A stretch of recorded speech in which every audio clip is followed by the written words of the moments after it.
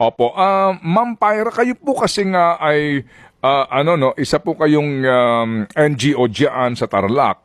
At yan din po ang panawagan nga mismo ng presidente, mismo ng ICI, no, na makipagtulungan ang ating mga kababayan at maging mata, at bibig dito po sa usapin po ng pang-aabuso sa pera ng bayan.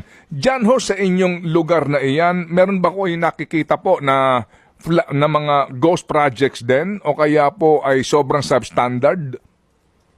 Marami po dito, Sir Ted. In fact, sa Facebook ko po pinupost ko, kaya marami akong threat.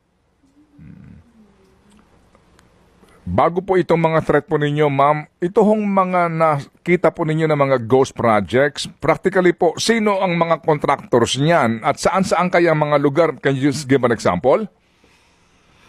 Sir, First District, Second District, Third District. Buong distrito ng Tarlac. Flood control po ito? Flood control, yung mga asfalto na daan, sir, sobra pong garapal. If only I can talk to you one-on-one, sir, sobra. Mapapaiyak po tayo kasi ito'y pera natin, nagtatrabaho tayo. Grabe po dito. Grabe talaga, hindi